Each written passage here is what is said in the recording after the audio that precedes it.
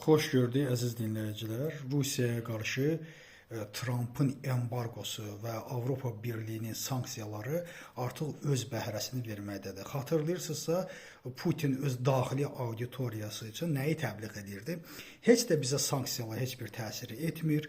Biz ümumiyyətlə özümüzü təmin edirik. İstədiyimiz qədər də satırıq, istədiyimiz qədər də pulumuz var, istədiyimiz qədər də silahımız var. Amma Putinin Mətbuat Şurasının rəhbəri Peskovun artıq Trampa yalvarışlarını, Trampa məhz Putinlə danışıqları bərpa etməsini, Alyaskadan sonra Budapeştdə bilirsiniz baş tutmadı, yenidən onunla təmasa keçməsini arzulamasını bildirib.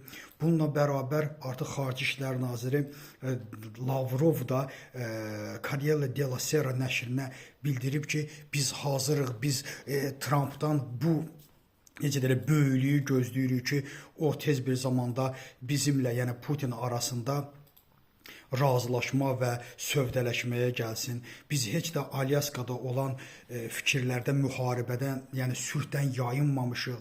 Yəni bu formatda artıq biz birbaşa Putinin əlaltılarının, yəni onun Peskovun və Lavrovun yalvarışlarını görürük. Bu nədir? Bu onun isbatıdır ki, hadisələr getdikcə Rusiyanı ciddi surətdə əzir. Niyə? Çünki Türkiyə ilə xatırlayırsa Trumpın görüşündə Türkiyəyə də bildirildi ki, Rusiyadan alınan nefti azaltsın. Artıq Hindistana bildirildi ki, əgər o azaldılarsa Amerika birbaşa onunla ticarət əlaqələrini yerindən başlayacaq. Xi Jinpinglə görüşdə də bunlar da ona çatdırıldı. Yəni dünyada olan Rusiyanın ümid olduğu ölkələr ki var ki, onlar da artıq yayındılar Rusiyalı nefti almaqdan və Rosneft və Lukoilin vəziyyəti dünya birjalarında və əsasən də İraqda da daşa dəyib, o da artıq İraq da bildirib ki, ona yeni işlər verilməsi dayandırıla bilər. Bundan fürsətdən istifadə edən Səudiyyə Ərəbistanı kralı isə Hindistana, Çinə, Türkiyəyə daha ucuz şəkildə neft və qaz təminatını həyata keçirdə biləcəyini deyib və nəzərə alaq ki, 21 noyabrdan sonra Lukoil və Rosneftə edilmiş embargo tam surətə qüvvəyə minəcək. Bu tam surətə qüvvəyə mindikdən sonra həqiqətən biz Rusiyanın ciddi surətdə çöküşünü görə bilərik. Çünki bu yalvarışlar əslində bu çöküşün ayaq səsləridir.